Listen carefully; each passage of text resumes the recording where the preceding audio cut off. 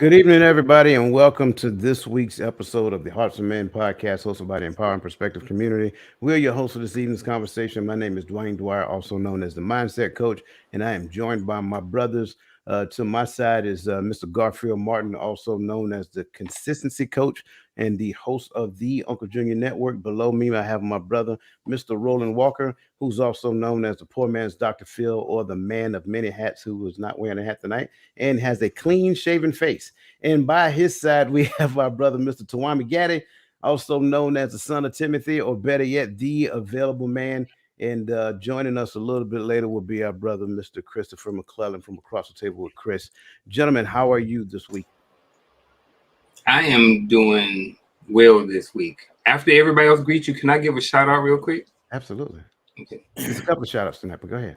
Okay. Hey, I'm going to give a shout out to my sister.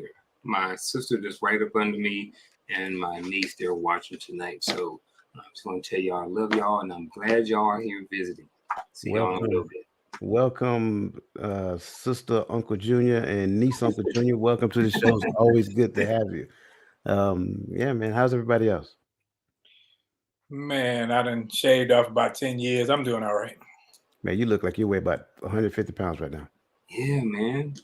About 200. 200. Gotcha.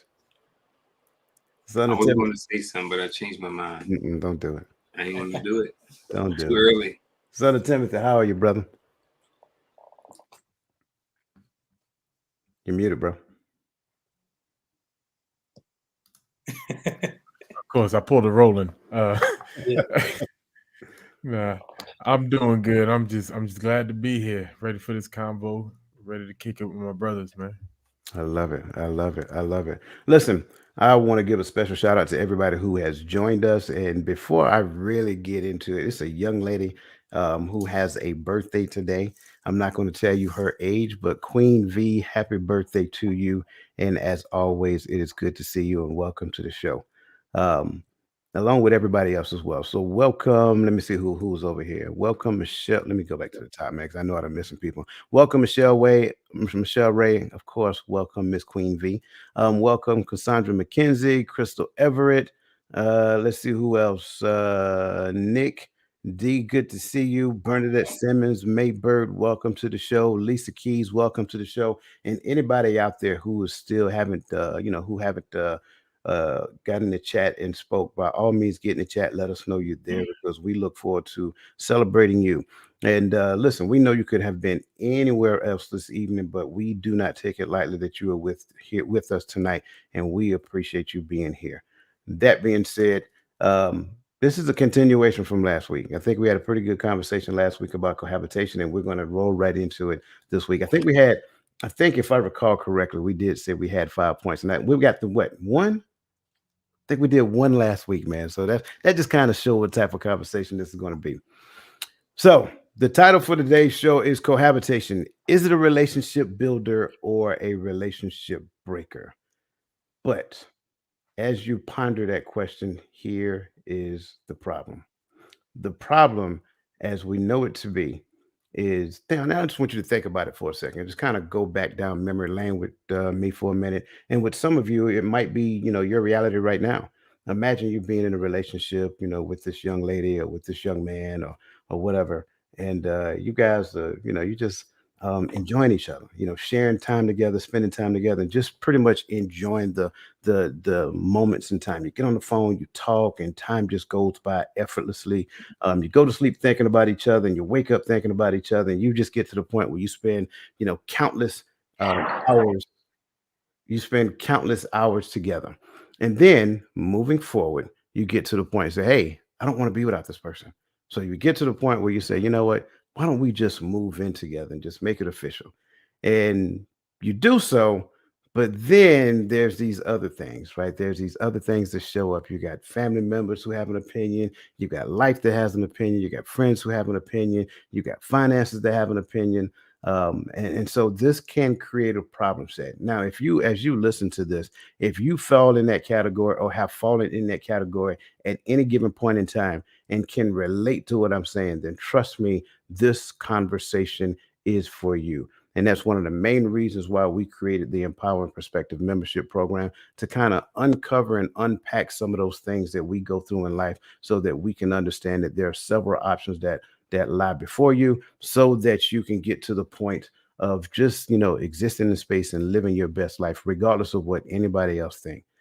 Now, that being said, we talked about some things, and we had 5 points, like I mentioned before. And the first point that we talked about already was expectation versus reality. And so, if you really want to see what that's all about, go back and look at last week's conversation. But we want to make sure that we understand it. That is one point. Point number two is pressure to marry. Point number three is boundaries and personal space. Four is the infamous financial disagreements.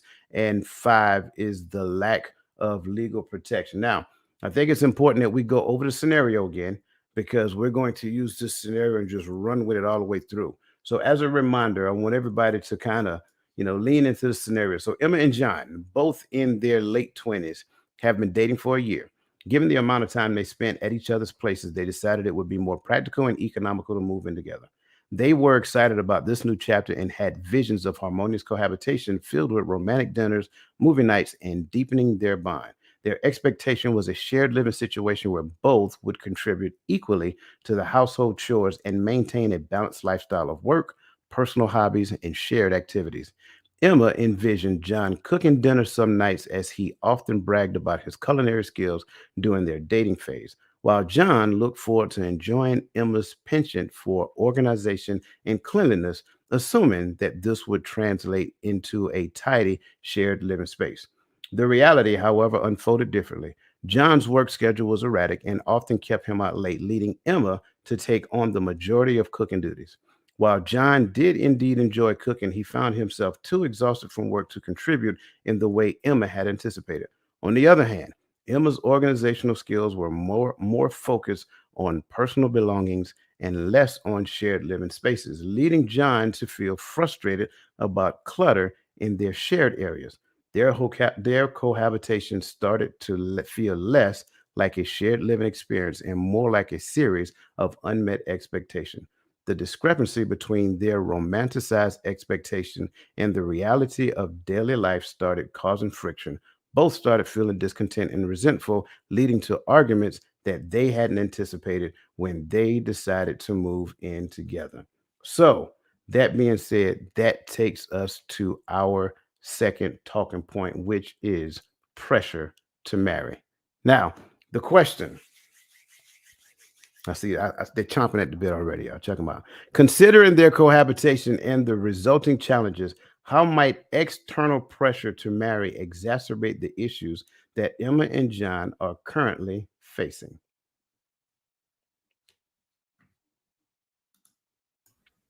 I'll shoot it. I think right off the bat, they are noticing that they have some problems. They're noticing that everything ain't cracked up to what we thought it was going to be, and it's usually not, because you like they in the pre-honeymoon phase before they even was a marriage. So I think the challenge now, looking at whether or not they should be married and pressures from everybody else, I think they got to look within, because everybody else got an opinion, but you don't live with this woman. And then we don't give you the real lowdown. We give you the living room version. We don't give you the bedroom version, the house version. So you don't know. I'm sick of coming home and not having a meal, and her friends don't know that.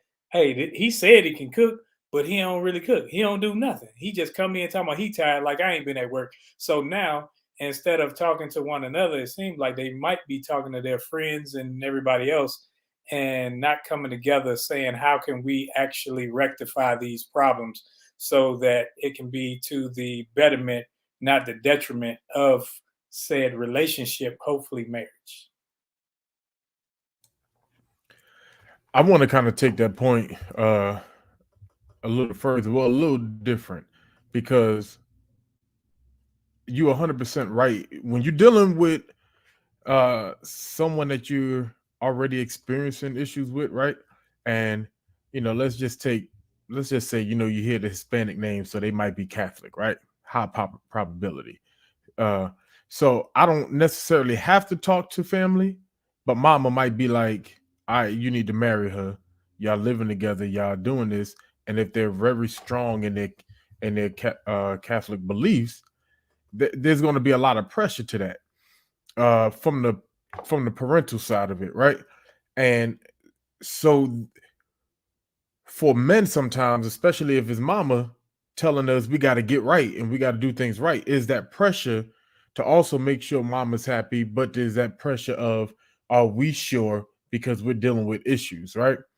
So I think it definitely exacerbates the scenario, the situation, because it's like, who do I please? And a lot of us can talk tough, but we all get into those moments in life where we lose sight of the fact that we have to make this decision together.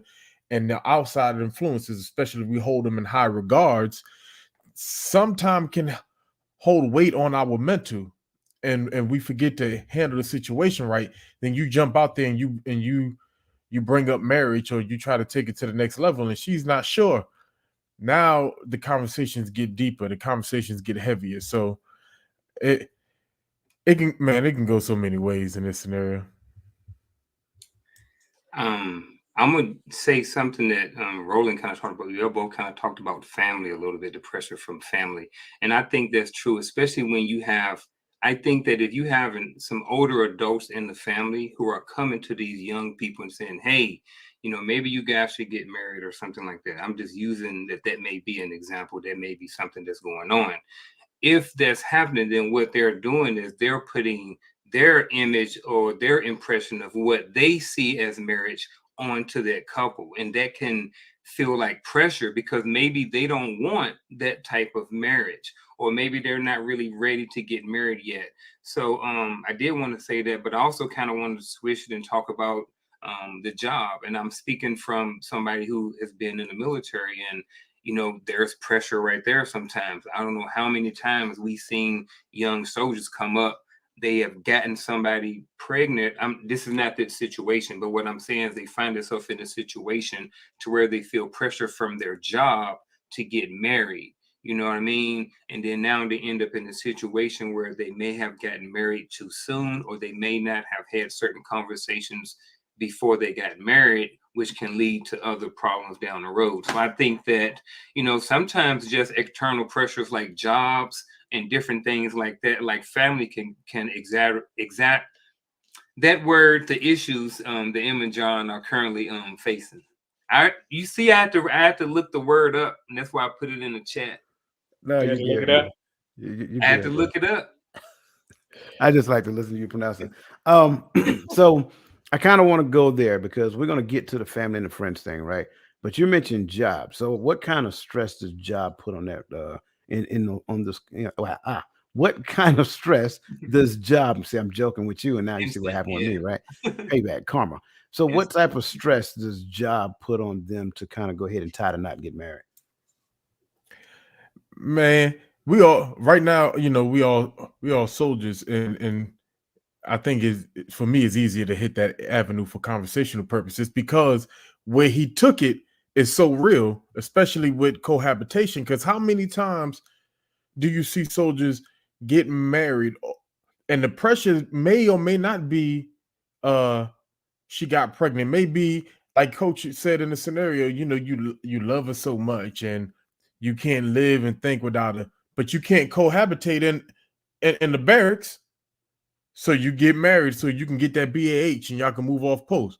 Or you come up on orders and you can't PCS with her. She ain't on your orders. There's no benefit there. So you get married before you get the orders in hand so you can get the benefits. Or you're about to deploy and I don't want to deploy and not make you my wife. All these scenarios come up, and sometimes in the military you see that more often than not being the driving force behind young marriages. And like coach says, sometimes you get married too fast because you're pressured behind the limitations that the job puts on you. And that's just from the soldier standpoint. Yeah, I agree with that. Yeah, and Well, just have go ahead. No, I was just gonna say 2 incomes are always better than one. So a lot of times it's a contract marriage with benefits. So you thinking, okay, well, let's do this little legal contract, and we're gonna split the bills, and you got a plan in your head, and theoretically it's gonna work, but you're not taking into account her bad habits and spending, and then she got some problems, and she think, or his bad habits, and he want to hang out with the boys, or the new video game coming out, he want to buy this, and it's like, hold up, we married, but we not necessarily prepared for marriage. And coach, yeah, back to the job thing, man. in their situations, I mean, it could be a number of different things. You know what I mean? It's like, sometimes we see other men who are successful, and a lot of times, not all the time, but a lot of times these guys are married. You know what I mean? If you look at the top of the ladder, corporate America, a lot of these guys are married. And you'll see a bunch of single, CEOs and different things like, yeah, some of them get divorced and stuff like that. But what I'm saying is, in a lot of cases, these guys are married. So they look at, sometimes early on, because, if they're working together and they're trying to move forward, there may be the pressure to get married, and then, start life insurance and have kids early, and trying to get some of those things knocked out early while they're young. So when they get older in age, they don't have to worry about doing this or doing that. So I think those are some of the pressure that can come along with the job. Yeah, I like everywhere you guys went. To be honest with this version of the conversation, I kind of want to add to what you guys are saying as well because you hit the nail on the head. 2 incomes are better than one.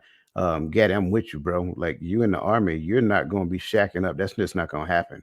And if you have a chain of command that really cares about you, they're probably talking some of the things that you don't want to hear. Like, how long have you known this young lady? How serious are you? All this good stuff. But then there's this other thing that they call benefits. Those benefits are significant. You know what I'm saying? I'm just being honest. And so what you'll end up experiencing that you have internal pressure between both. Let's just use Emma and John here. Emma may be pressuring John if John is a soldier that, hey, we're together, we're doing all this, we're living like a family, but I'm just out here, flapping in the wind. Like if something happened to me and, I'm just out here on my own and you good, you got all the benefits. You get to go to the hospital and the dentist and all that good stuff for free, but I'm over here spending hundreds of dollars and whatever. So that becomes another stress point that exists within that household as well, and that could be an additional pressure that goes along with this. Now, let's talk about the family because Gaddy, you said um, Catholic, and I agree, but I don't want to limit it just to them because we do the same thing. Trust me, I got a phone call about 6 o'clock in the morning back in 1990. I ain't gonna tell you what year it is, stay out my business. But I got a phone call like 6 o'clock in the morning, and I'm half asleep, and I'm trying to figure out why is this dude calling me this early? And he asked me straight up, say, "So when you and my daughter get married?" I'm like, "At 6 o'clock in the morning, bruh? I mean, couldn't this like a wait at noon or something?" So, I just kind of want to throw that out there. When we, because let's be honest, you got a daughter, you got daughters, you got all boys. I got two girls. So that phone call I received at 6 o'clock in the morning, fast forward, could be the same phone call that I actually make as well because I have a concern. So, your thoughts when it comes down to the pressures that parents, not just parents, right? We ain't gonna talk to the friends yet, just the parents and the family members. Your thoughts on their pressures? I would say Pressure. pressure. Go I ahead. can say I would say pressure can come in just something as simple as how you were raised, or you know what I mean? What example did you see? Did your parents get married or did they get divorced? I Mm. think sometimes when not all the times, but I think there is something to be said for parents who may grow up in a single home that may want to get married because they may be not the worst orphan, you know what I mean? So they may have been abandoned as a child or something like that. So they want to be married. You know what I mean? So I think that could be one of the things right there.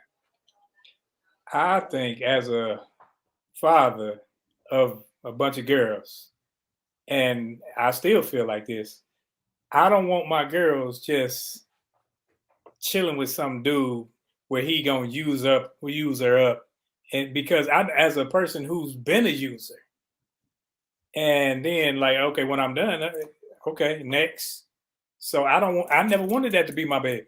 So I would tell them, hey, my baby, she ate while she was here. She got all her whoopings while she was here. If you can't provide for her, send her back home. But taking her, you take on the responsibility that I have. So as a father, I want you to fully cover her because I don't want to use, that's just our makeup because we know how we've seen and we've done. So we don't want that to happen to our babies.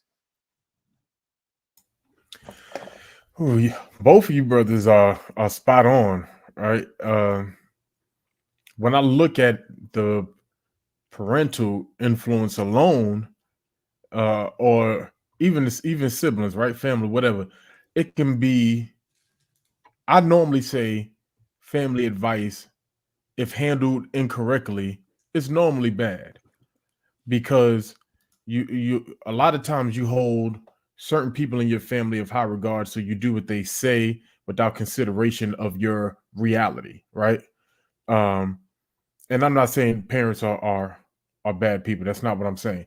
But it's how we sometimes process or perceive. I mean not Coach Onk hit on the fact that just being raised a certain way, so you have an expectation of your parents to react a certain way. So you jump out there and you move without, once again, accepting your reality of the situation first. And sometimes you have people out there that's like, it's better not to. You got those family members that all think that they street philosophers. Well, it's better not to marry, because you got this benefit. So let me explain how it go, nephew. And they give you some terrible advice. And that hurts more than it helps because if you don't take the time to sit down and process everything that you received and then bring that to your partner, right? Because and it becomes taboo because I think half the problem is when it comes to marriage, women expect men to surprise them with some fancy engagement. And what that tends to do to young men, you ignore the responsibility of having a conversation with her before that because you want to shock her with the marriage proposal. So you don't want to have the marriage talk early. And so a lot of things get pushed out the window. So when I'm looking at family, it could be pressure depending on what level of esteem you hold that person to. So I say take it all in. It could be good advice, it could be bad advice, but process it and then bring it forth to your partner. What you got on? I know you want to kind of clean up what you said earlier. Go ahead. Yeah, we were just, talking about this.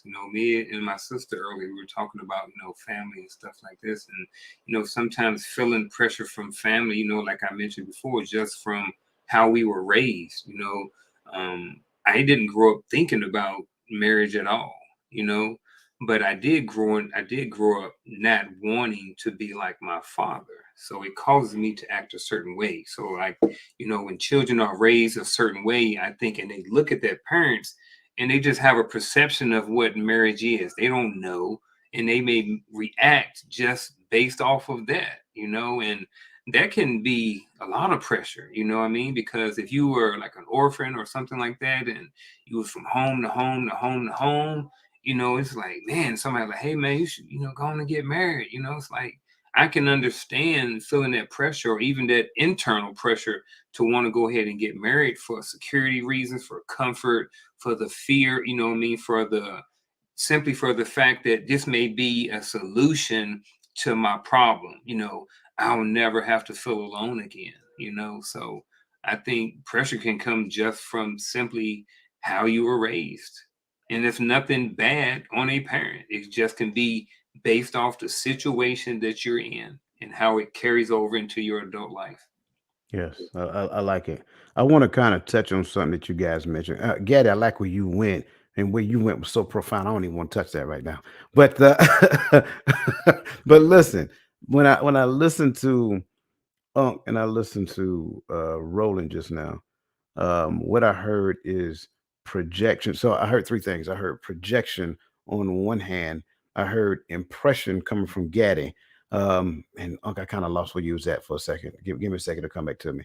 So let's talk about projection real quick. Real quick. Do you think it is not a good idea to project my past experiences on my child?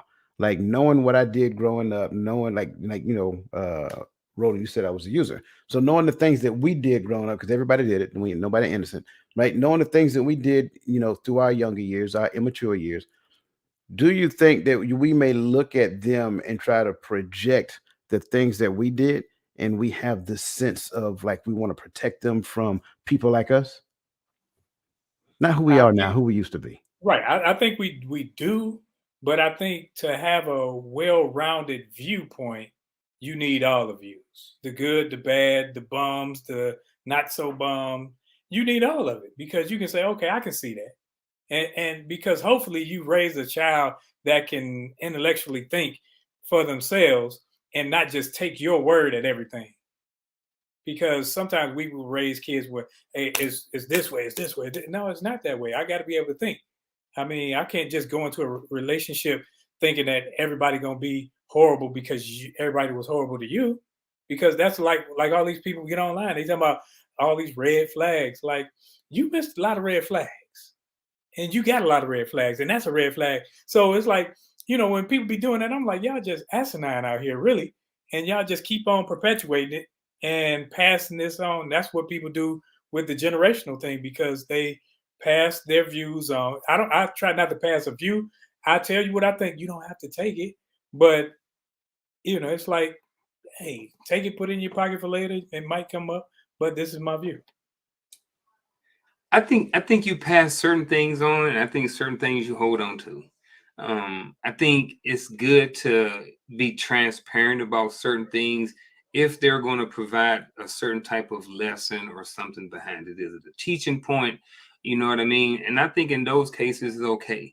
I don't think you should reveal the beans about everything. Maybe at a certain point at a certain time, you can maybe go into more in depth about certain situations. But I think you have to have balance. I think you can look at certain things and impart your wisdom, but I also think that it's okay and that maybe you should share with the child, say, hey, you know what, this is what I understand it. I remember when I was 20 years old. I get it. However, this is how I think right now. When I was 20 years old, these decisions in a lot of cases can lead to A, B, and C.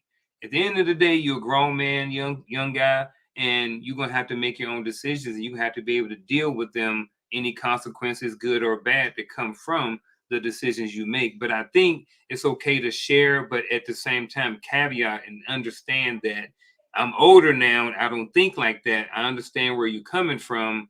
At the end of the day, you got to make your own decision. But I'm gonna give you some tools or some information to help you make the decision, or to help you help you make the decision, because you may be thinking one way, and I'm going to shed some light on it from a different perspective, from my experience in my 40 something plus years and knowing you as my child, that I'll give you some of it, be transparent, and then allow them to make the decisions.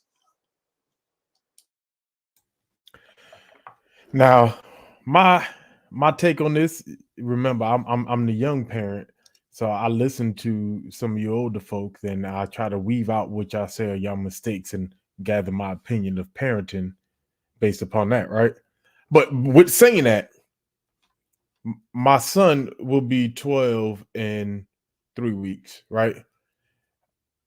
I decided for myself that at that age, there's some things that I'm going to teach him how to do. I'm going to teach him skills. Any skills that I have and I've learned, I'm going to pass them on. I'm also going to attempt to be purposeful about gathering new skills to teach him things that I felt like I probably should have learned as a young man. But I want to give him tools for decision making. I don't want to be his decision maker or make him feel as if I'm trying to be.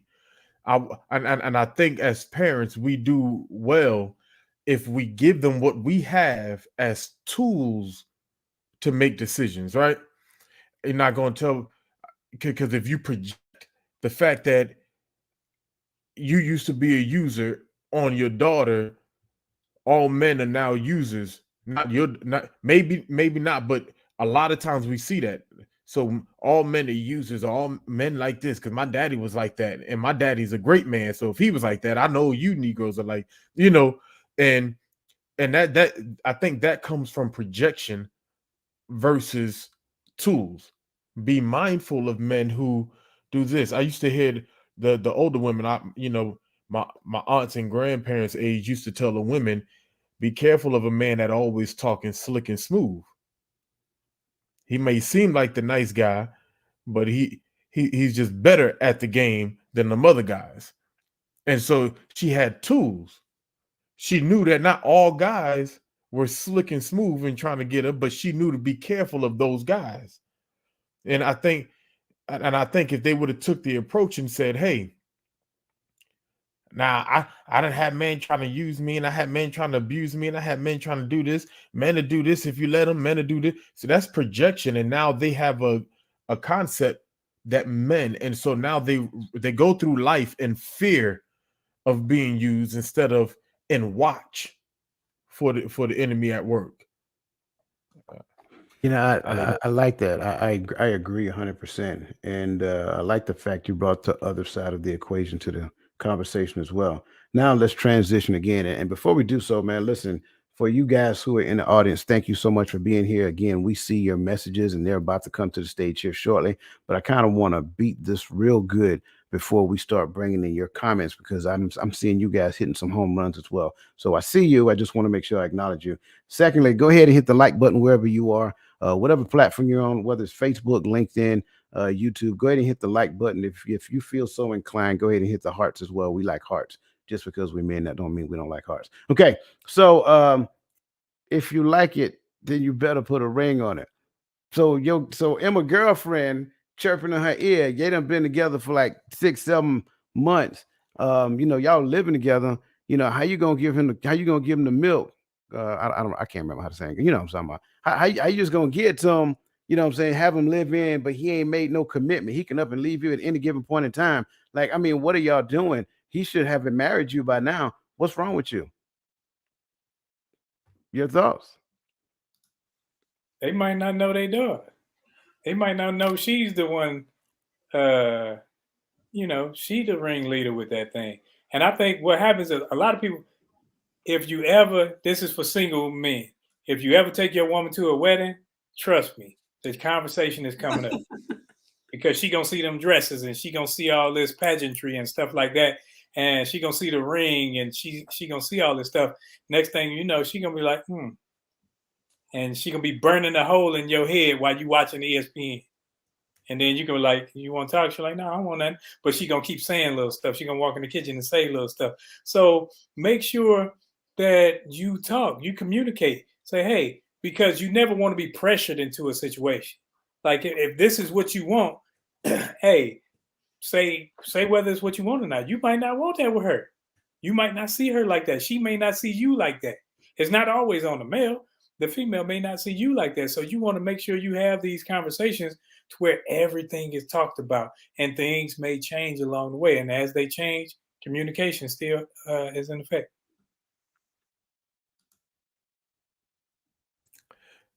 So I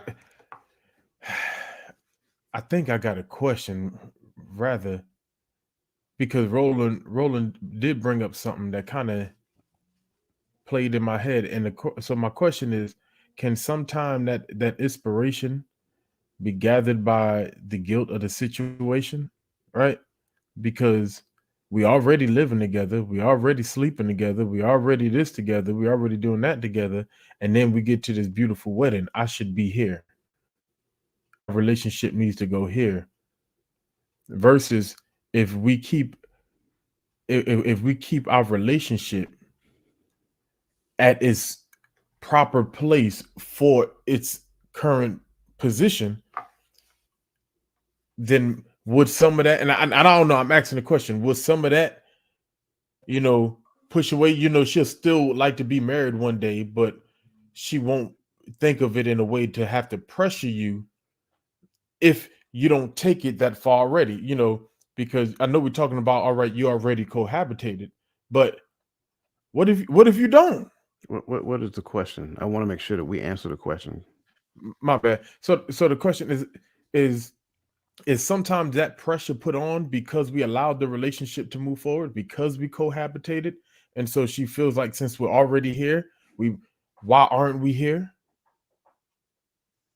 I think women are always ready for marriage. To me, this is my opinion. I'm gonna throw that out there. Men get married because she want to get married, and the only time a man want to get married is when he say, "That's the one right there. I want to marry her right there." If a man ain't said that to you, if you say it, he may say, "Okay, cool," and time done went by. You done had 15 kids or something, but it wasn't his idea. Because think about it, when y'all played with dolls when y'all were little, you know I say it funny. Ken and Barbie were getting married. Boys were being managed. So then when he gets with you, he wants the benefits of the managedness.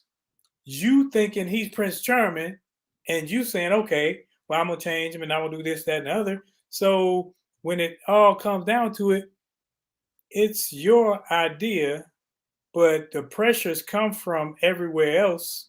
So he's looking at it like, okay, yeah, it's about time. I got to make an honest woman out of her and all this other stuff. So at the end of the day, it's about standards. What standards do you want to set? I like it. What you got on? Looks like I ain't touching it. I got nothing.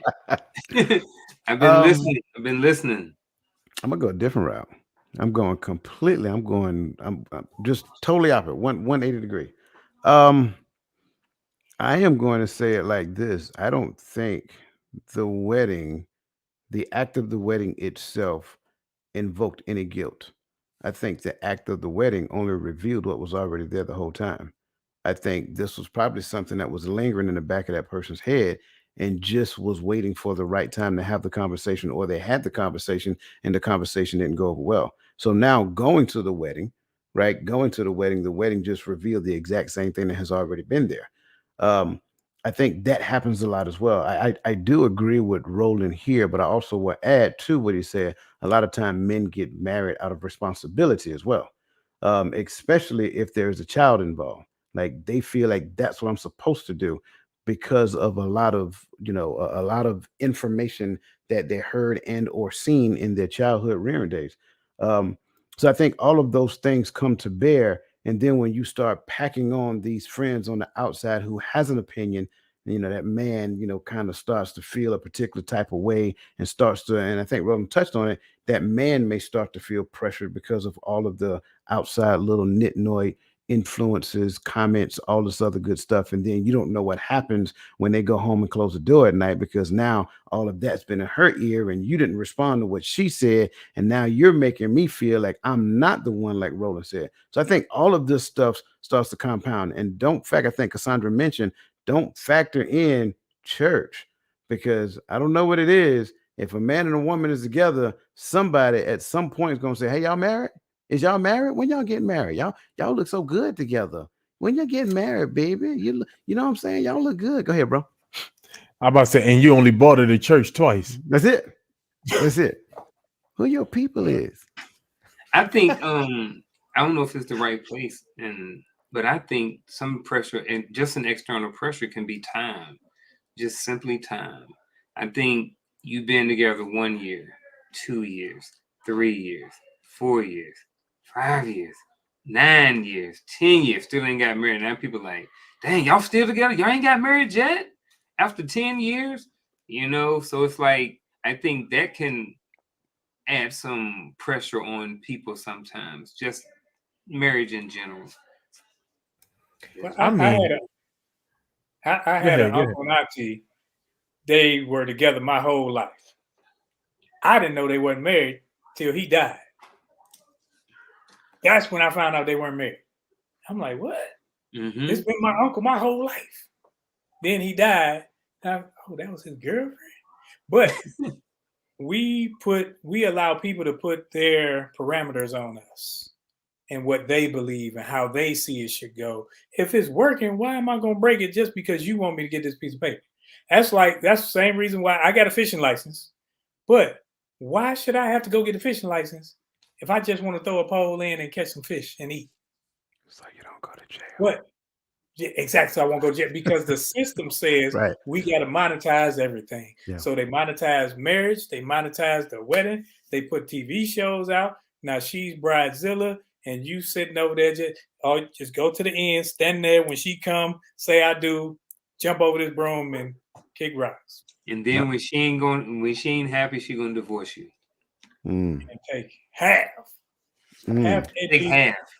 Not Bridezilla. And for the record, you won't go to jail if you get caught fishing without a fishing license. You'll just be fined. You get fined. They might take all your stuff too. Yeah, they do take all your stuff.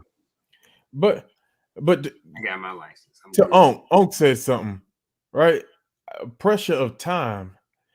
That one is rough for me. And I'm gonna tell you why. Cause a Roland story. I know I don't have an aunt and uncle like that, but I know a bunch of old folks in the neighborhood, back in the hood like that, and I'm just a firm believer, especially if you cohabitated together. If you and this man been together for 2 years and living together for 2 years, and he ain't asked you to marry him, he ain't concerned about what you concerned about. You went through, it might be the whole I ain't finna go down there and get him my money. We married. It might be that. You got those, but it could also be I'm comfortable and I ain't trying to really, I can leave when I want, I can come back when I want. You ain't my wife. I can say that to you. And sometimes women, you got to be able to put that progression of the relationship to a limit.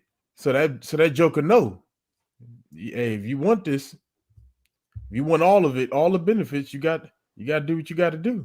Because once you agree, that's the cow in the milk, huh? Yeah, in the milk. You can't have a cow nor the milk. That's why you date with intent. If you know you're a woman and you want to be married, only date men who want to be married. If you are a man and you want to be married, only date women who want to be married. It's that simple. Well, it's not that simple. That's the start of the process. That's the beginning of the elimination process. Do not get in.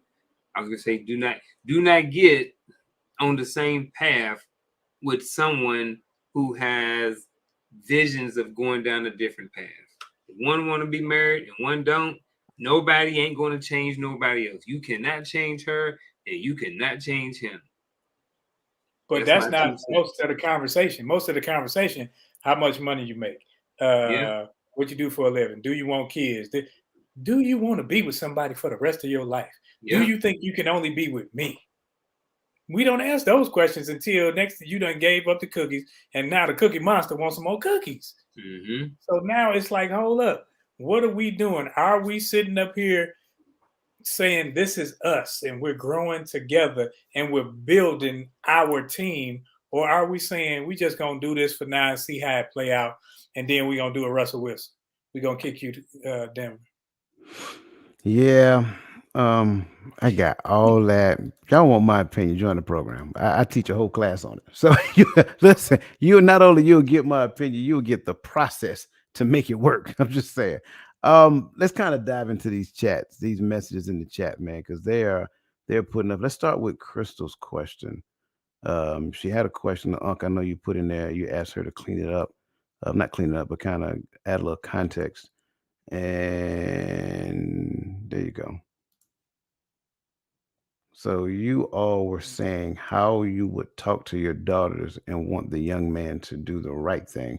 I want my son to do the right thing with the lady he lives together with and have 2 kids. And I think her previous question was, how do I talk to my son?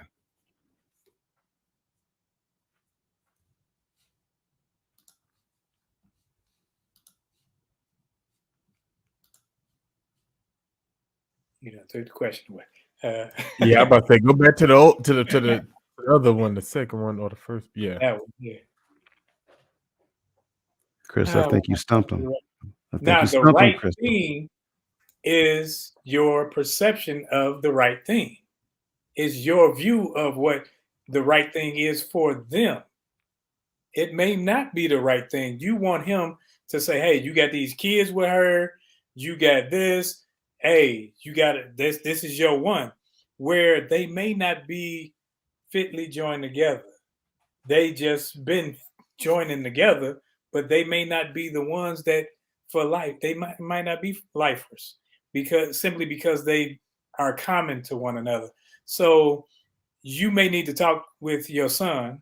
I would, and you also need to talk with the girl too, because you have to. Somebody got to have an understanding of where they're going, and you may be that person to say, "Hey, what you doing?" He may have your views and your values also, since you raised him. So you may be able to talk to him and say, "Hey, this is how I believe things should go. This is how I see marriage," and he may be like, "I don't see it like that." And then you can come to a common understanding of how one another sees it. That way, you can see if he's wasting this girl's time, wasting his own time, and ready prepared to damage these two children. Crystal, thank you for your comment. I mean, your question. I look at it like this: when this is not an attack on you, but it says, "I want my son to do the right thing." Or what determines what the right thing is? I'm not here to give you necessarily an answer, but I would just say, hey, think about that. Who decides what the right thing is for your son?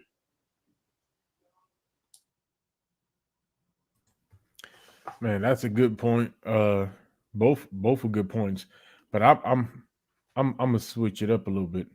He's 32 years old, and in the words of the poet Kevin the Heart, say it with your chest. Just he's 32. His mind is conditioned.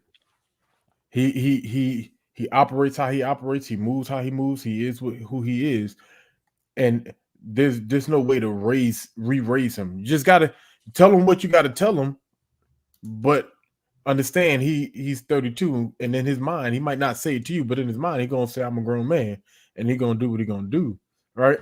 But I think the question is, how do we start? How do you work on helping him change his mindset? Because sometimes is what we see and what we saw growing up. If I didn't see marriage, or if I didn't like the marriages I saw, I'm I'm not really in a rush to head to marriage. you know so that could be a factor. Or you could have taught him good stuff, but the dudes and his influence and his social media and his TV shows all told him to be something else. And so we want them to do the right thing, but it's kind of like, what are the conditions that have been set for his mental upbringing, right? In and out of the home, not just in the home, but in and out of the home. So at 32, only thing you can really do is just tell him what you got to tell him. Say what you got to say. Hey, son, you living foul, bro, and just let it be what it is. I think Gaddy went somewhere, because I think that a lot of us, most of us, we didn't grow up seeing healthy marital relationships. We seen grandpa had a family on the east side, daddy had kids down the street. These people live together, but they didn't get along the whole time they lived together. So we seen a lot of unhealthy relationships, and that may turn us away. That may turn people away, saying, "Man, I don't know if I could do it. I don't know if I want to do it." Yeah. So my response to this, totally different. I think a lot of times what you see that manifests in a person's behavior is only the result of something else, right? So instead of talking to him about her, talk to him about him, right? Find out what he wants to do with his life. Find out where he wants to go. Like, ask him about, go back, because I know you're in the program. Go back and look at the goal setting conversations that me and the brothers had, and ask him what is his goals in life. Like, what is it that what is your ultimate goal? Like, what do you aspire to be? And then ask him to paint that entire picture, not just what the end goal is. Like, when he paints the picture of that end goal, what is the ecosystem of that goal?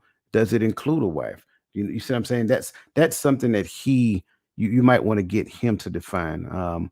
And I'm very cautious with telling you exactly what to do or how to do. That's why I say talk directly to him about him and his life and where he's going and things of that nature. Everything else that involves that is surrounding him, right? When he starts looking at goals and growth and all of the other good stuff, those things will either fall in line and become a part of him. I think the example I used during our conversation was the space shuttle. They will be the booster rockets and either fall off or they're going to ride him all the way to the finish line. And he is going to have them along with the ride because he wants them there, not because he feel compelled to keep them there, not because he feel pressured or anything of that nature. I think my point is that you don't want to be in a place where he feels like you're pressuring him and then he withdraws from you. That's to me, that's the biggest thing for me. And I think that gets after everything these brothers just said. There's a way of saying a thing without necessarily saying a thing, right? You can have a conversation specifically to him, and he will define what the outside resources look like. So I hope we answered your question. And if we did not, by all means, reshape it, redirect it, whatever the case may be. Yeah, so let's just go down the start line, and we'll see what we got from there. No, all right. So moving moving on to the next point. Moving on to the next point. I think we beat that one enough. Moving on to the next point. The next point is boundaries and personal space. Now, Bernadette, this is not your the response to what you said. We're gonna do a whole conversation about boundaries. But this one, in this particular scenario, boundaries and personal space, right? So living together can blur the lines of personal space, which can potentially lead to conflicts. So the question that I have for you, in what ways, right? In what ways could Emma and John have established boundaries regarding their individual responsibilities and personal space to better accommodate their differing work schedules and lifestyle habits?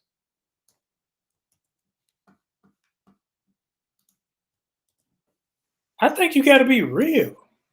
I think you can't sit up there, because dudes, I know I'm a dude. So dudes like to cook for the girl and woo the girl. You do all this wooing stuff, and once you get in the crib, you like sitting back, like, okay, what we eating? It's like, dude, you ain't King Joffrey up in here. So sometimes you both parties aren't real. They giving that facade of what the other person wants. Oh, we gonna do this, and she got on the doggone negligee, but then come there, you got the moo on. So now he got in his head like it's gonna be like this every day. No, this ain't the real me. And that's why I think that if you upfront and real, say, hey, we gonna actually have to have days where we cook for one another. We gonna have to have days where, hey, because I done told you, Dwayne, I cook one day, leftovers tomorrow. Right. Because I'm the cook, leftovers tomorrow. We eat leftovers in this house. If you want something for lunch, you better make a sandwich or something. Because if you eat your leftovers, I ain't making nothing else for you. But you got to be straight up and don't worry about hurting feelings when you showing the real you. Yeah, simply have conversations. That's how easy it is. It sounds easy in theory, but it's a lot more difficult and challenging, and sometimes people just don't do it, but if they were like Roland was saying, if y'all had that conversation at the beginning before y'all decided to move in, hey, this is what my roles are going to be, this is what your roles are going to be. Like Roland said, you don't like that, okay, let's adjust this right here. Let's both input, what are our finances going to look like? You know what I mean? What if I'm making $70,000 a year and you're making $40,000 a year? Are we still going 50-50, or are we going to, decide to have this going to go off percentages? You know what I mean? So, all of those things come into play. What if we slip up and, someone gets pregnant or something, so have all of these conversations and put in situations and backup plans just in case certain things may come up. So all of that boils down to having conversations and having effective conversations about the plan and the issues going forward and how you guys want the relationship to work.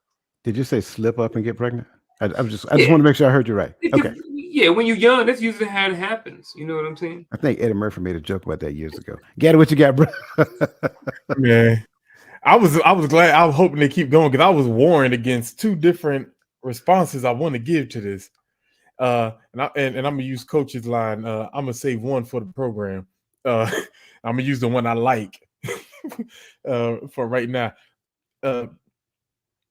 Sometimes things are said, you just missed it, and I'm just being 100. Sometimes we say things and you heard the part you wanted to hear, and the rest, men and women, they said it, they showed you what they're about.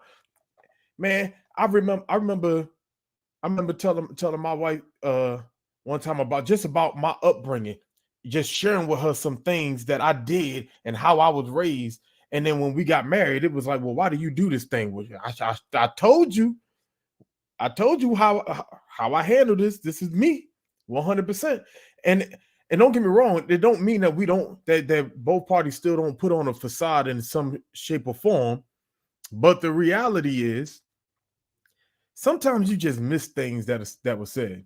And I think in this situation, it could have been he could have been like, hey, yeah, I don't cook all the time, but I can cook. Just to let you know, I can cook. And that whole part of I don't cook all the time went all the way back here. And all you heard was, but I can cook. You missed when Roland said I eat leftovers for 2 days. He didn't say 2 days, but I'm just putting that in there. But you just caught the part when he said I cook. And then you had in your mind all the things he was going to cook, how you was not going to have to cook at all in this, and he didn't have expectations of you to do the traditional wifely things. And no, he did. He just likes to cook, right? You missed that part of the conversation, and vice versa. That's all I got for that point. Man, listen, I'm with you, bro. Like you was in my head just now. Like, I'm sorry, sometimes you got to stop the movie that's playing in your head so you can hear what the other person is actually saying. I think a lot of times we do that. And I'm glad you said both men and women do it because you're absolutely correct. Sometimes you will, and again, it's also a manifestation of your lack of communication skills as well, because you would hear one thing and run straight to the mountaintop of that one thing, but you missed the entire sentence. And he or she was going somewhere with that sentence, but you heard the first thing and then you fixed your mind on that. I think what everybody said in the beginning is absolutely right. Bad news don't get better with time, right? You may know I like to cook, but that's because I live in a house by myself or whatever. So that's why I cook. But at the end of the day, I don't want to cook every day. In fact, I'll be honest with you, I don't cook every day. So we get together, Emma. I'm just going to tell you the truth. Yeah, I can cook. I'm mean on the grill, but I ain't firing the grill up every weekend. I'm just going to tell you the truth. I'm being honest straight up. Like you can say, I like you when you barbecue. Okay, I'll let you know the next time I barbecue. That's it. I think too many times people, and this is, don't repeat after me because it's the worst phrase on the planet. People are afraid to tell their truth. I'm sorry. I hate that. It just felt bad me saying that. People are afraid to be transparent with the other person about what they're thinking. That's the truth because of a fear that may exist that this person may not like it. They may get upset and they may not want to be around me any longer after that. Grow up. It's not that bad. It's not that serious. If that person don't want to be around you because of one thing that you tell them about your lifestyle, how you envision the future, whatever the case may be, and trust me, that person didn't really want to be with you anyway. They wanted to be with you because of something about you, not necessarily you. So I think that's the key. I think going back to what everybody said, and I see the chats, they're blown up with it as well. I think people have to learn to be transparent in conversation. Do not, I'm going to say it again, do not have the conversation and then let them figure out who you are en route. It will not work out well. You're probably going to end up getting to the point where you're walking down the aisle saying I do, and then 6 months later you're going to wake up and say, what the devil did I get myself into? And that's what John and Em, I believe, is actually facing. So Gaddy, thank you, bro, because you was all in my head just now. And listen, I know we're talking about the program. Look up on your screen. Look at the join button. Click the join button. Join the program. I'm telling you, when we have programs, they're the program conversations, they're different than this. I'm telling you, we're going into detail and giving processes on how to do certain things as well. So let's see what is happening in the chats. I need to let me hear from somebody who I heard from. Nick D. Man, just communicate and be truthful.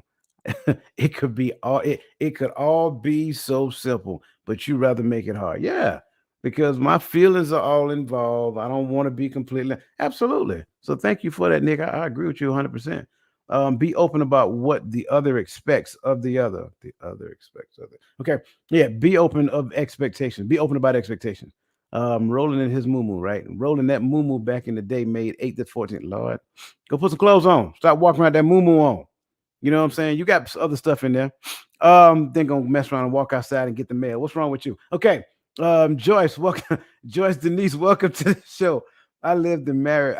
I lived and married my total opposite. We made it work. He picked up where I lacked, and vice versa. He never came home from work.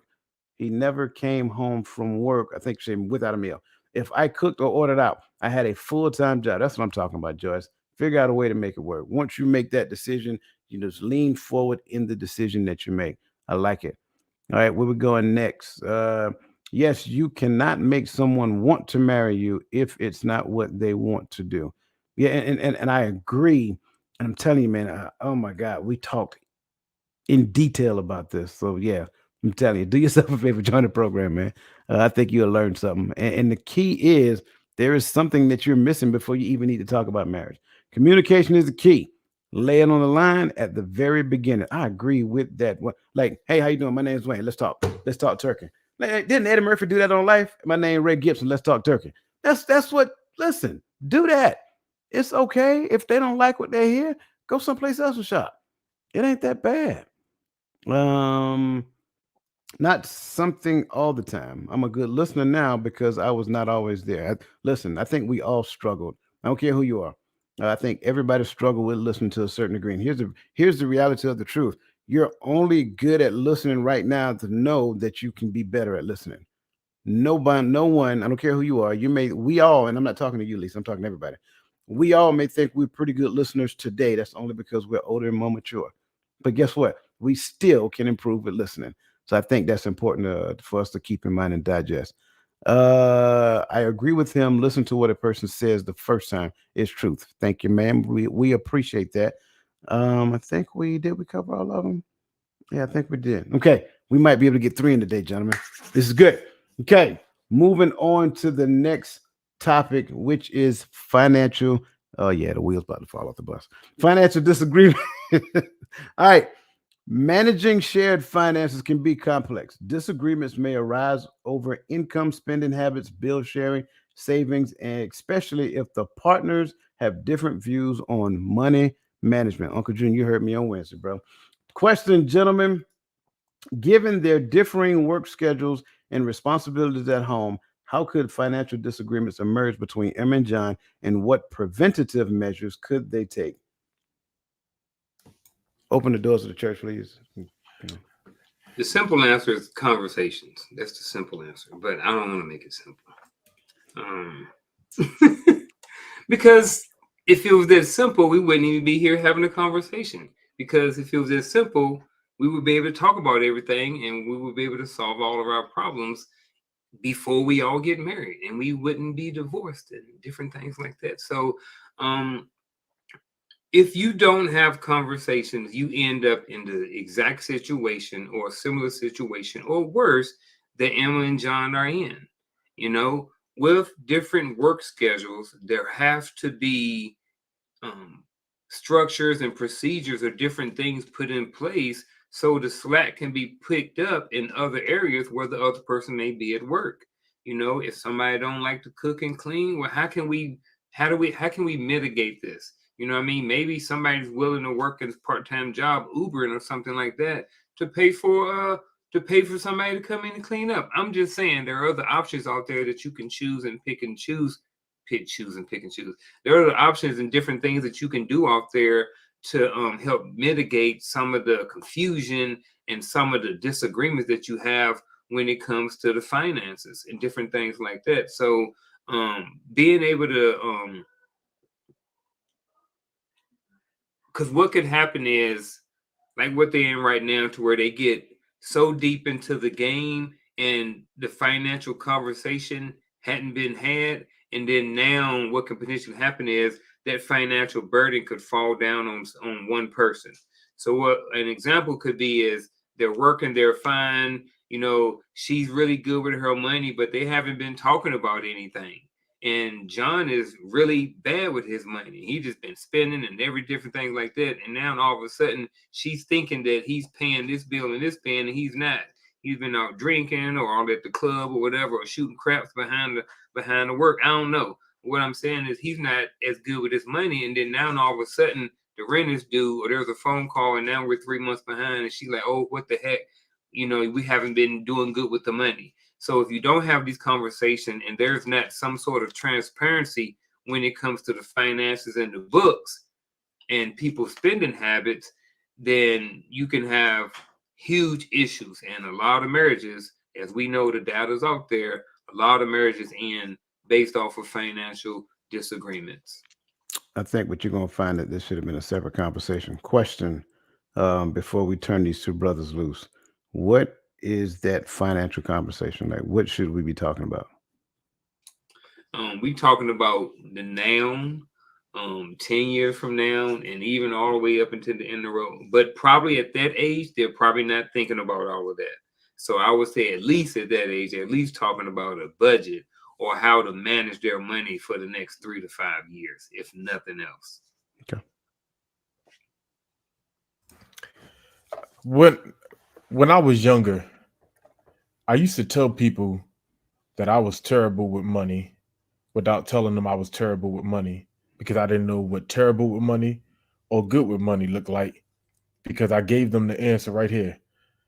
And I grew up poor. It's my first real job. It's my first time having money. And what that translated to, I didn't have experience with money, and I didn't come from people who had experience with money. So that financial literacy wasn't passed down to me. And I think, and that's just one of those things that are not said, but is a key, right? And so what we have to do when we hear little keys like that, you got to start asking questions. That's how the conversation initiates sometimes. Because I can't, and I hear everybody, right? What you're saying, but I can't have a conversation that I'm not aware needs to be had, because I'm thinking, maybe I just don't make enough money. That's why it ain't enough money to go around, right? This is why I wanted to live. I grabbed it. I didn't really do a budget on how much money I need for this, that, and the third, because I never had to. When I first joined the Army, I ain't had to pay rent. I ain't had to set aside a food budget. Man, I worked at a movie theater, a car wash, and a fast food restaurant. I ate at the fast food restaurant and took food with me for lunch at the car wash. I didn't like not being funny, but not being funny. This is something that I didn't know was a problem. I just knew there was never enough money in my account. I didn't know it was because I just sucked at money. And sometimes we skip past these signs. If you grew up poor and you finally came into some money, well, how are we going to handle these finances? Have you ever made a budget? Do you have a budget? Ask these questions that initiates these conversations, and then you'll learn that this person don't really know what you're talking about. And if you come from money, or if you have financial literacy, or you've had money for a little while, long enough to learn what bad habits look like, you can now be that backbone in that part of the relationship that helps me understand how to manage money. Because if you wait until we get together and I start jacking up money, the conversation is going to go different. The conversation is going to go, where all the money go? All right, my bad. I'm not going to do the black girl impression version. If I wait till we get together, and my bad, bro. If I wait till we get together and you start spending all the money, it's going to look like, hey, what's going on? It's how much money we should have. Where the money go?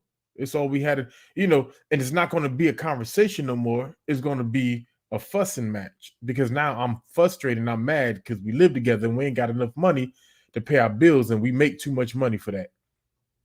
So yes, we need to have the conversation, but sometimes you have to be able to look for those clues that this conversation need to be had, because I just don't know enough about money to know that the conversation needs to come up. It's never been an issue in my household. And you don't know what you don't know. So I think that we have money to buy everything else that we want, but we don't have money when it comes to financial literacy. And people give out free classes. You looking at Dr. Boyce Watkins, he give out free information, and other people give out free information. You can buy books, you can learn things, you can find people that will have classes on budgeting and such. So I think young people, they just need to get their priorities straight. If you get your priorities straight, then you prioritize learning more about finances. Because I'm looking for another job. Why you need another job? Because I need more money. Money to do what? All you're gonna do is get more money, and then you're gonna spend more money, because you don't know that the use of money ain't just to spend and blow on your little frivolous things. So I think what they should do is look into some type of financial literacy and have somebody sit down with them and talk to them before, like while they're having the conversation. That should be one of the first conversations that people should have, because at the end of the day, a lot of people say, well, we need a 2-income family, because they looking off the way society says you need 2 cars, you need the big house with the picket fence and all this other stuff, where you don't necessarily need that, but they said you need it. So now you put that on yourself. So now you say, I got to get another job. I got to go Uber sometime, and I got to go do this, and I got to do that. You killing yourself, you working yourself to death, and you're not building your marriage. You just building your bank account to spend on some other stuff that you don't need. Well, I would like to take the opportunity to welcome our younger brother from another mother, Chris, from across the table. Chris, welcome to this evening's conversation, sir. Greetings. My apologies for my tardiness. Today was rough. Got it, man. Today was rough. You good. I appreciate the heads up. So we talking about monies, right? Kind of sounded that. I know, right? I notice I haven't said anything. We're talking about monies. So I asked the question in the chat, and I kind of want to, you got to say it like dollar bill. I asked the question in the chat. At what point do we have the money conversation? Do we have it in the beginning? Do we have it when we decide that we're going to get serious? Do we have it someplace in the between? Do we have it when we say, hey, well, let's get serious and get married? Like, when does that conversation happen? You're asking me? I'm asking everybody. That conversation happens you know what? That conversation, I truly believe that it's situational. That conversation, if you are with somebody and you see something in them and you are attempting to grow with them, that's when the conversation starts. But if you're just dating, just to date, who cares? Like, if I'm just dating you and I don't see anything serious with you, then why am I talking to you about my money? You understand what I'm saying? Especially if I do not care how you spend your money, if I don't see any future with you and I'm just dating you just to pass the time away. But if I am with you and I'm looking long term with you, we have that conversation that day. Hey, sweetheart, I see something. I see this growing bigger than what it is right now. I see a future with you. Let's figure some things out so that way we can plan for a future. So that way we're not scrapping. You understand what I'm saying? Let's lay out a plan and let's stick to the plan, but make room inside that plan for other contingencies, because things happen. As plans may be, plans will go awry. It is what it is. But that conversation happens the day you figure out if you're going to be serious with that person. You do not need to be behind the 8 ball, especially in today's economy. Day one. No, I'm just playing. But day one. I'm not saying that you have the full blown out, open up your checkbook. I'm dating myself. Let me see your bank account with your cash out. But what I am saying is have some conversations and throw out hooks or fillers to get certain information, right? So that's what I'm thinking about. And then also look at values and spending habits. You know what I mean? Look at someone's value, and then as it progresses, if there is a money issue there or there is money out there, you look at the type of money that it is. $30,000 of student loan debt that you are paying off is different than $20,000 of credit card debt from you shopping at Macy's and all these other different department stores. So that's different too. So I think initially, as you first start dating somebody, you just start looking at their habits and their values and how they operate when it comes to what they buy and what they spend with their money. You have a conversation, hey, you want to have a house one day? Oh yeah, I ain't thinking about no house one day. I ain't worried about that when I'm 40. Well, that may be a person who's not thinking on the same wavelength as you if you have a goal to maybe own property or to do certain things like that. So like I said, have the conversation earlier on. I think even before you get serious, because what happens when you get real serious with somebody, you're thinking about spending an eternity or lifetime with them or marriage, and then they like, I got $160,000 of student loan debt. Do you really want to take that on? So like for me, I'm married, but I would want to have that conversation even before I got to the point to where it was in debt. And like I said, conversation is not too intense. It's not too deep. I'm mostly looking at values and spending habits and different things like that.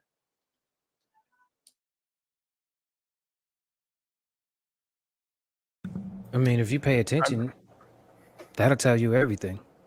Just pay attention. Yeah, like if she working in McDonald's, but you know what I mean? She always like, come on, boo, let's go to the beach this weekend. Let's go do this. Let's eat out. Let's order Uber. And she's like, chick, you working at McDonald's. Like, you can't afford eating out. You can't afford this lifestyle. Or if she's doing all of those things and expecting it to come out of your pocket. Yeah. So it's like you gotta look at those things initially and early in the relationship. I would add this to it too, right? Because when you really like somebody or you really love somebody, you love them, and sometimes you try to overlook some things that you shouldn't have to overlook. As I think when it comes to finances, sometimes you got to be able to say, baby, you're more financial literate than I am. You handle the finances, or I'm more financial literate. And try to find a way to say it, of course, that's right. But let me handle the money, because if I don't handle the money and things go bad, I want to be the one to blame. So because it would be ideal that everybody in this world is financially literate, right? And I'm not taking no responsibility away from somebody, but if we're in a partnership, the person that whose strength is finances probably need to be the one handling the finances. And that conversation, that could be a part of that conversation as we have it. But I am taking the responsibility. I'm not going, baby, let me, baby, man. Nah, you jacked up. You dumb in this area. If I'm dumb in that area, take over. Because it's like we in the plane and I'm going to let you crash us? No, if we a team, already I'm taking over. I'm not sitting up there. I'm not pussyfooting around it. I'm going to get straight to it and say, look, you running us in the ground. You killing us right now. So at the end of the day, I'm better suited to manage this. We're gonna come up with a plan. You're gonna be involved in the plan, but this is how it has to work in order for us to survive. I can't sit up there and survive like this. And if you don't want to roll with the train, get off the train. This is the part of the game where we cannot decide how to say it. We just have to say it. We cannot sugarcoat this aspect of it, because this is an important aspect of it. Because if you look at the statistics, that's one of the that's one of the top 3 reasons why people split: money. I'm not about to try to find a good way to say you suck with money. I'm just going to say, hey, I got this because you're not good at this. Move. I'm not trying to hurt your feelings, but I got to cover this. I have to, because if I leave it to you, everything is going to crumble because you're not good at this. And you know you're not good at this. I'm sorry if it hurts your feelings, but it is what it is. This is one of those things where we got to be straight up. I do not believe in having important conversations and trying to find the way to say it. I am just going to say it. It is what it is.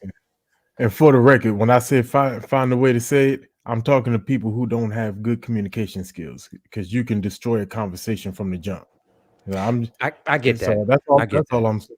Not everybody is the master of communication. So sometimes, I'm just putting that disclaimer out there, because if you're not a good, if you don't know how to say what you got to say and make it come across to where someone can receive it, No is a complete sentence. That's for starters. That And part right there. yeah, no is a complete sentence. That's for starters. And secondly, everybody has a degree of illiteracy. I mean, everybody has a degree of literacy. Illiterate is a degree of it. Um, I like to I like to say this in conjunction with it. I don't disagree with anybody's perspective when it comes down to having a conversation in the beginning, but when you have it all the time, right? I don't think you stop having this conversation, because this is what I know. People will show you what they want you to see in the beginning so that you can believe that there's somebody that they're not. So you never stop having that conversation. Believe what a person says until their behavior show up. When their behavior show up, that's the truth teller. Believe that over the words. Now, don't get me wrong. There are some people who are struggling trying to get them to line up. It's just kind of like, getting, back in the days when you had the TV, you had to move the antenna so that right. They're trying to get it to line up. And I get it. That's a part of the maturation process. But for me to stick around while you're trying to line them up is my choice, because it's my patience that is being put at stake. I think I went on a tangent on this on Wednesday night with Uncle Junior, man. Um, we struggle in the space of money. Money is not the problem. Relationship is the problem. Your relationship with money. So in most cases, I believe wholeheartedly that when you look at it, you can see a person may make a lot of money, but they don't have great relationships, which means they're really not good with money. They just got fortunate. And so what we believe in our minds is that, oh, this person is great with money. No, they're not. They had a talent, they had a skill, and it worked out for them. Like, and I don't want to call nobody name in particular, but I think we can think about two or three people right offhand, especially one who just recently got a divorce and paying like $200,000 a month for child support. So that's kind of like my point. Like, I want to make sure that I am completely transparent as I'm saying this. We're not talking about a money problem. We're talking about a relationship problem. How do you relate to finances?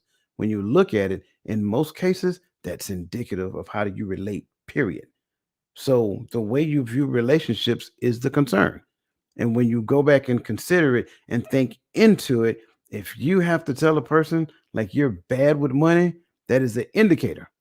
I'm just being, I mean, you don't have to take my word for it, but lean back, do a wide scope view, and think into it. And I bet you'll start seeing those trends as you look from person to person. But yes, this is a conversation that you don't just have in the beginning. It is a conversation that never ends.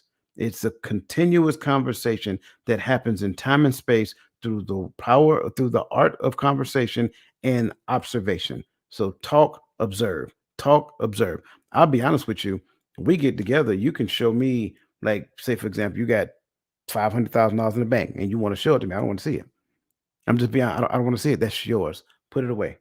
Don't bring that to the table, because that does not grandfather you anything with me. As far as I know, you probably had a relative die. You see what I'm saying? That doesn't tell me anything. I need to see who you are right now. If I see who you are right now, that's the thing for me. That's what's important.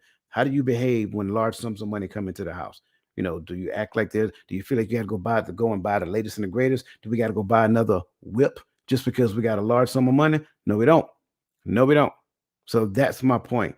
And I think the issue is, and I think Chris, you brought it to the table, right? It's when it falls within the top three. You don't have the conversation, you're setting yourself up for problems. Just my thoughts. Um, man, listen, this has been a great conversation so far. And these, come on, let's shout out to the people in the chat, man. I mean, they're blowing it up. I think they were pretty much, they were in concert with what we were saying. But there is a question I do want to get after, Mr. Kendrick James here.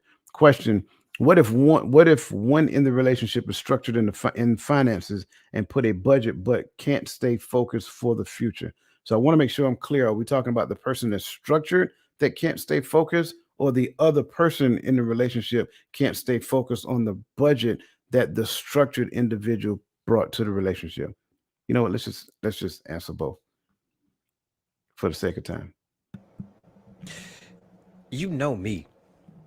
I do. You know what I am going to say. What? Well, I want to hear it. I don't know what you're going to say. If I structure a budget because I have an end game in place, and we have a conversation about the end game that we have in place, and we agree on the end game that we have in place, but you can't focus on the end game and keep your end of the bargain as a part of the plan, you will not be a part of the plan. I'm leaving you. Goodbye. You will not be a burden on my shoulders. That is not, no, absolutely not. I am not afraid of taking a loss. You gotta go. I love you. It is going to hurt. I'll probably ball up in the fetal position and listen to old school 90s R&B and cry a little bit. But at the end of the day, when it is all said and done, I did this for us. And if you could not focus on the plan for us, then there is no us. Bottom line. Goodbye. Do I want to go after Chris? No, I'm gonna wait. I bite that one. I'm just gonna say I'm gonna make an attempt to answer the question, right? To give an answer to it. And the other, at that point, you gotta take measures. You know, you invested into the relationship like that. Sometimes you gotta take measures that are uncomfortable for both parties, right? But definitely it's going to be uncomfortable for the unstructured one. So maybe I have to make sure that this is the account that we share, but this is the account all the money goes into, and I'm controlling that money. The money I put into the shared account, because I know my partner is not a healthy spender. So I'm going to, if I'm controlling the money, if I'm managing the money and I got the budget, I'm taking responsibility of the budget. If I'm going to make it, all right, bam. This is all I'm putting in there. Why that's all you put in there? Because you're spending the money. This is the plan we made. You agreed with, especially if you agreed with the budget. If we sit down and we had this conversation and you knew what the plan was, now I'm going to make the changes I need to make necessary to make the plan work. And if you don't like me making the changes, well, then we got to make changes, because money, and not just money, because I know we always talk about how money always lead to divorce and stuff like that, but we can't live on two separate planes. That's not life. Period. But see, this right here, I do not believe that it is about the money itself. It is about you not taking responsibility of the money that we said that we were going to put together for a certain thing because we have a certain goal. If you are not responsible enough and accountable to yourself enough to do this, you cannot be a part of the plan, which means you cannot be a part of my life. Goodbye.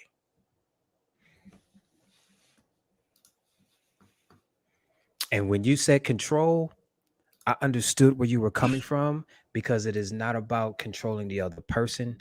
It is about self-control. If you do not have enough self-control to stick to the plan that we have that's going to better everybody, bye. Get out the way, because I cannot have you here. As much as I love you and as much as I want you here, I cannot have you here. You are a burden. I have enough burdens as it is.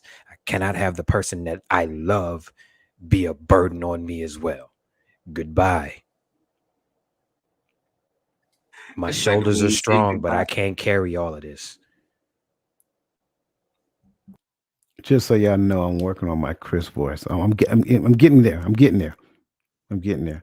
So I put a question in the poll. I need you guys to answer real quick. We got one more point. If you guys want us to continue with this last point, just answer yes or no. Right now, we got 3 yeses.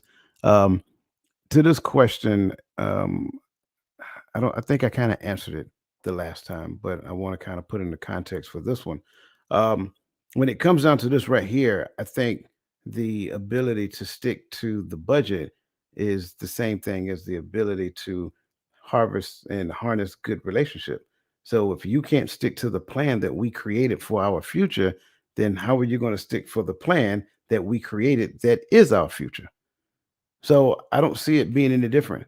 Once you show me that you can't stick to the plan, the financial plan, then you're pretty much telling me that you're not going to be able to stick to the household plan, the plan between me and you. And at any given time, when it serves you, you're abandoning the plan as well as me. And before I put myself on the altar of your wants, I will put you on the altar of my future.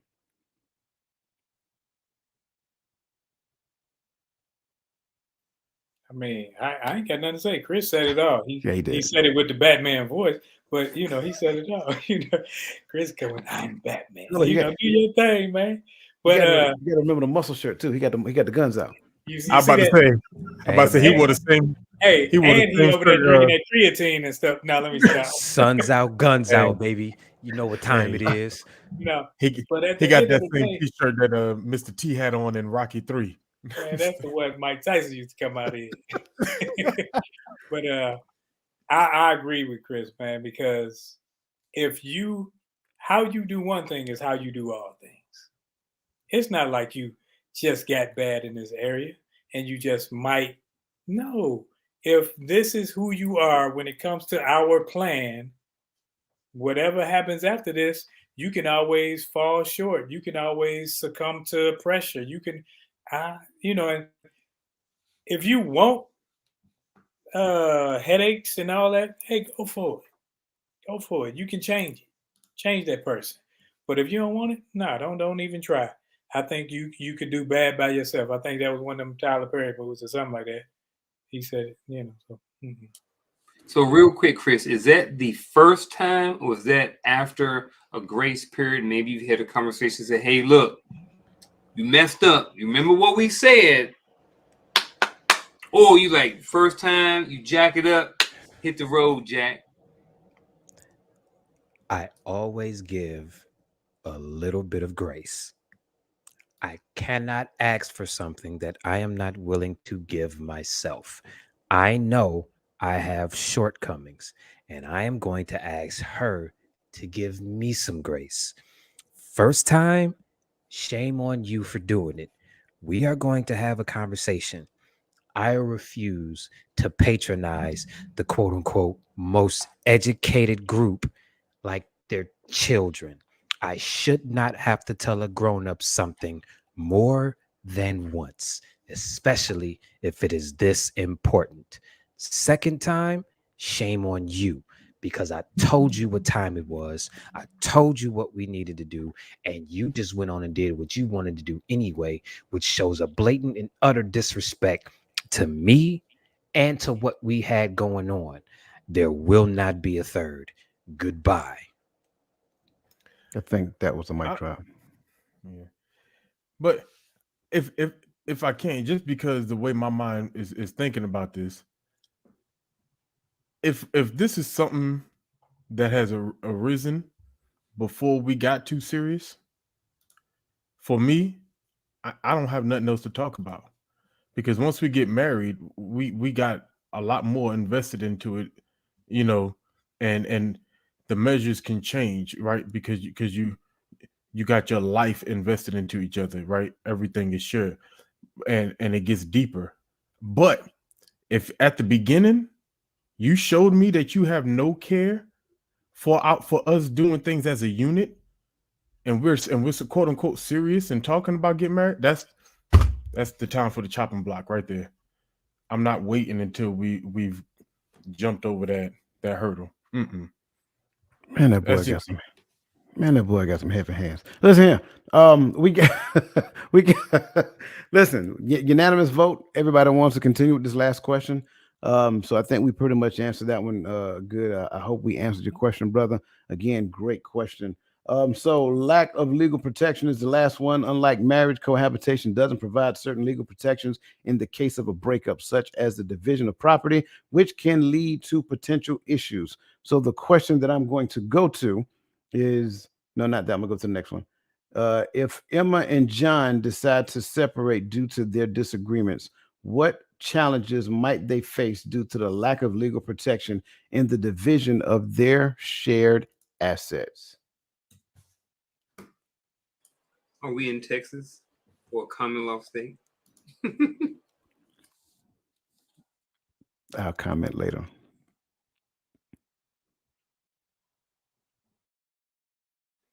So now Man, because they weren't married before, were they? Now they married. They not. Oh, so just in case they need a just in case. If you're already looking at just in case, just don't do it.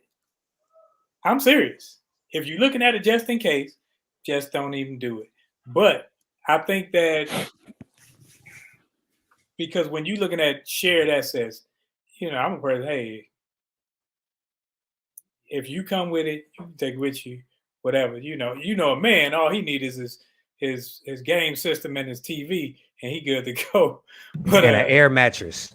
right, An air mattress and a small refrigerator to put a few Facts. beverages in and They some got lunch them- meat. That is it. all facts. Wait, not just any air mattress. They gotta have the automatic air pump because I ain't blowing Yes, this thing. sir. up. you Oh, gotta no have Yes, sir. No Yes, sir. doubt. The one you plug up and hit the button. Yep. Yeah, that's it. But I think that a lot of people go into it, well, I want this and I want that. If we don't do this, and you really making a planned exit, that's all you're doing. So that's why I say just don't do it.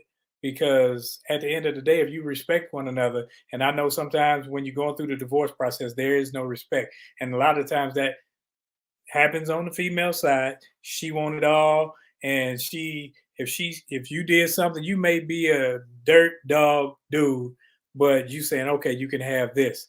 And then once she see your lady and she see you happy, she want to tear you down even more. So at the end of the day, if you planning for the exit, don't go in. The reason why I asked about the states, because there are certain states that after a certain amount of time, you got to start separating that property equally.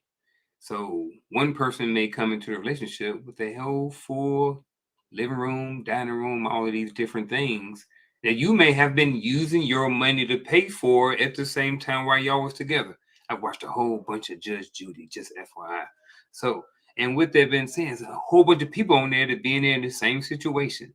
But that's what happens. Now you're in there, y'all fighting over the dog, y'all fighting over the coffee machine, y'all fighting over all of these different properties, and a lot of times other family members can get drug into it because they start taking sides and different things like that. So I just think overall, man, just with one simple thing is the disagreement leading to the separation, and you may have to give up half of your stuff or some of your stuff that you may have brought into that relationship, because now y'all, after a certain amount of time in certain states, you're considered common law and you guys are married, and now you guys got to split everything 50-50. So you might lose some of your stuff even though you ain't even married. Let me tell you a quick story. It's going to be real quick. I used to do network marketing with a company called Mona V. It used to be a juice company. I was real close with my bronze level executive. He was earning about $50K a month. His wife decided that he was working too much and that she wanted a divorce. So what he did was he paid for the house, he paid for the cars, he paid for the kids' tuition, and he said that he was going to give her an additional $10,000 a month. Wrote it up, gave it to everybody, and said, okay, this is what we agreed upon. Do you know what the courts did? The courts gave her $30,000 a month because there was an extra $20,000 that did not have a home. So when y'all say that we are afraid of getting married and putting our assets together, that is not the case. We are afraid of divorce because we will get ran through the ringer. This is something that needs to be before we even decide that we are going to put assets in our name. If things dissolve, we need to come up with an agreement on how things are going to be split. We need to have my lawyer, your lawyer, and a third-party mediator in there. So that way you can't say you signed something under duress and everything gets thrown out. That is one of the biggest, that's one of the biggest challenges. The fact that there's not a third party in the room to advocate for the neutral side and to see that both sides signed this agreement under sound mind and body. You understand what I'm saying? That is one of the biggest challenges.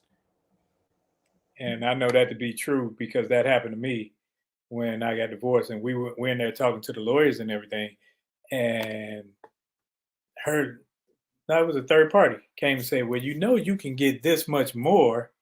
Like, dude, we done agreed to that. And he brought the ninja side out of me, the Detroit side out of me, because I'm like, you got on ran over shoes and you trying to tell her, like, come on, dude. And it's like, come on. And we had to tell him that she was cool. And she said, no, we agreed on this, and this is what's going to happen, and stuck to that plan. But all women won't do that. All people won't do that. Yeah. And I used to see this every Tuesday because I worked in the system. Y'all forget that. I used to run files from juvenile justice center to family court to municipal court to child support and back again. I used to see this all of the time. So I am not going to hold you. I am terrified. So I'm making sure that when I reach that point, all of my ducks will be in a row. So disclaimer, right? We know we got the greatest women in the world in this group. So we're not talking about y'all specifically, right? Don't come for me, Chris. I'm just really. I heard your background noise. I was like, that was me muting my mic so you can talk. Hey, I sometimes you got to put a disclaimer, man. So, nah, but if any young men get to hear this, right, you have to understand what is being said here, right? Because not the women on this panel or in this group on our chat, but the other women, a lot of them have a hard time coming to mutual agreements. And so, yeah, don't bother me. And so when Chris talk about taking that L, statistically, it is always is almost always the man that has to take that L, right? So understand why this conversation gets passionate, but there's a part that Roland mentioned that I don't think a lot of people realize. Yes, it's wise to have a third party, but if you have a third party counsel, by law, he has to tell that woman what she can get, regardless of what y'all agreed to when you came in there. He has to tell her that she could take you to the cleaners. And if the breakup was on bad terms, trust me, she gonna at least consider it if she don't take it. All right. So this is why you have to have these conversations ahead of time. And it's not just to protect men, it's to protect all of us in relationships, because men might leave the relationship with more financial burden than they went into it, but women are going to leave with more heartache and you can see the heartache through the way they dragged the man, even when he didn't do half the stuff they said he did, but their emotions were tied up into that relationship. And so for both of us, we need to have these conversations early and often, because everything we have is tied into it. And according to the legal system, if you're married, everything you have is tied up into it. From your car to your dog to, what was the song? You can have it all: the house, the cars, the kids, and the dog. Right? But that's what it's like to split. So to flip it back to this scenario, when we talk about Yeah, the court system. So when we talk about cohabitating and you're not married, oh yeah. See, now we get into some because everybody feels like they should be able to leave this relationship comfortable because we're not married, but you share a lease or you share a mortgage if you was crazy enough to buy a house with someone you ain't married to. And now how do we split this house? We're gonna leave it in who name? And if we sell it, who's gonna take the overhead? Am I getting the extra? Or you getting extra? We splitting it down the middle, or am I doing it? So it's so much that you have to consider. So I said all that to say what Roland said in the beginning. Just don't do it. Wait till you're married. I was dumb enough. I did it once, and it was rough. Yeah, I'm pretty much in agreement. With with the exception of one thing, I don't believe that one person or the other has more of a heartache. Because in that essence, what we're saying is one person's feelings are a little bit more significant than the other. And like we said before, it's not that men don't have emotions; we just display them differently. So I think for most of us who've been through that and have lost their entire family, you know how most men are, that's pretty much our identity: provide and protect. When you take what I'm providing for and what I'm protecting away, then who am I at that point? So yeah, I don't necessarily subscribe to that, but everything else, I'm with you. I'm with you 100%. Listen, I just want to thank you guys for sticking with us a little bit longer tonight. Man, you guys are still hanging in there. You guys are just awesome. I do want to dive into these final thoughts real quick. Ask these gentlemen to be short real this evening because we're at 1 hour and 47 minutes and counting. So with that being said, I'm just going to start on that side. We're going to start with that side. I'm sorry. That side. We're going to start with the Unc, and then we're just going to swing it around like a pendulum. So Unc, Chris, then son of Timothy, then poor man.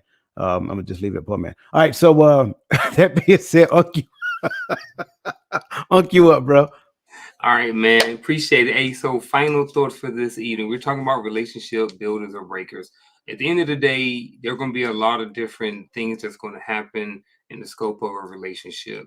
The sooner you have certain conversations about the essential things that you need to go forward with the relationship, the better the relationship can potentially be. So at the end of the day, I'm going to end with have the conversations, have the conversation that you need to have, make sure that they're effective, and making sure that all of the information that's been shared back and forth between both parties are fully understood by both parties before you move forward. That's all I got. What Uncle Junior said. That's my final thought. I completely agree with that. Have the conversation, have it early, have it often, and make sure that the plan is the plan. And if the plan needs to change, make sure that there's room for that, but the plan still be the plan.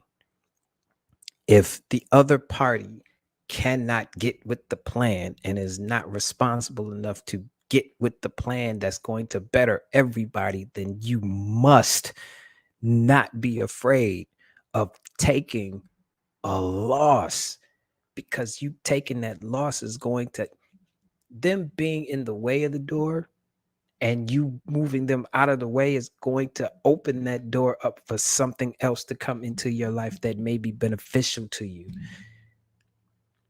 But have the conversation, talk, and talk a lot, because this is important. That's my final thought.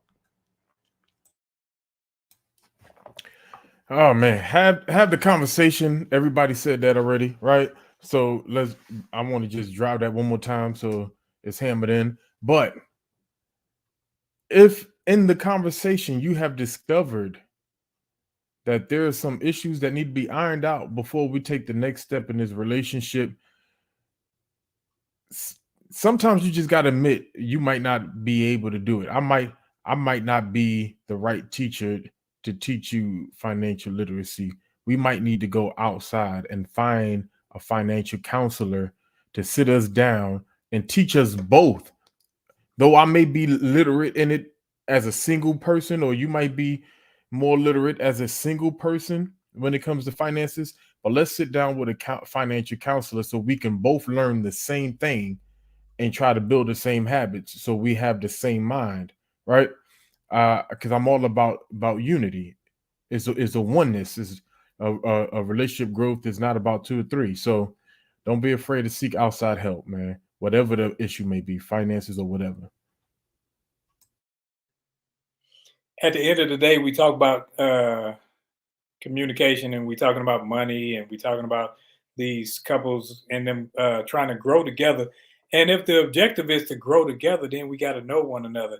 So it's just like having a baby. If you have a baby and you smell something, you check.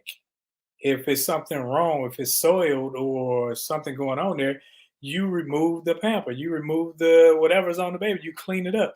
So you got to get to the point in your relationship where you say, man, something is stinking, and I'm not just going to let it just sit there and stink.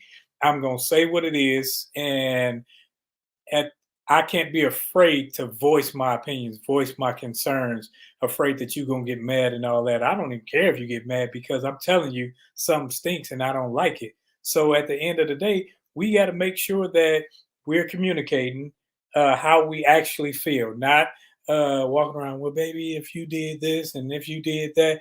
No, you messing up right now. You're messing up our program. And if we came with a plan and you going against the plan, are we really on the same team? Are we working together? And if not, if we're working separately and you doing your thing, I'm doing mine, maybe we just need to be separate. Because before we jump in this boat and we say, hey, we are legally married and we're doing what is right in the eyes of the almighty United States of America, are we going to say this is a team effort and we're going to actually do what the team needs to do? Because if we say our standard is biblical, then it's a standard that the Bible will work itself out. If we just say we make it up as we go, we got to have our own plan. We got to make sure that it's not our parents' marriage. It's not Junior and them across the street marriage. It's not my grandmother or aunties. This is our marriage. And how is this marriage going to benefit us so that we can benefit multiple people and be an example to others to follow, not for them to run away from? Man, listen, I don't want to reiterate what was already said. I believe that everybody is entitled to having a phenomenal life. But if you don't plan that life out, then you just plan for that life to fail in some shape, form, or fashion. Don't make life harder than it has to be, right? Do the things that you heard these brothers just talk about. Take your time and make the appropriate decisions. Stop rushing to the finish line. Like I said before, you really want to know my answer? Get into the program. We talk about it in great detail. Not only did we talk about it in great detail, we literally help people plot the course to great relationships. And I think that's really what we need to do. It's something that should have been taught in the home. We got it. And it's very difficult to teach something that wasn't taught to you. We got it. But at the end of the day, we have to make the decision now to have open and honest conversations with ourselves so that we can be better for the generation that comes behind us. So, that being said, we just want to thank you guys for hanging out with us tonight. Again, like, share, subscribe, share it with other people, share it with your nieces, your nephews, your sons, your daughters, your cousins, your in-laws, your outlaws. Just share it. That's all you got to do. Just share it, because again, the information is out there and it is our desire to help you from the bottom of my heart. So with that said, on the behalf of these esteemed gentlemen, you guys have a phenomenal rest of your evening and a fantastic weekend. And we will see you next Friday here on the Hearts of Men podcast.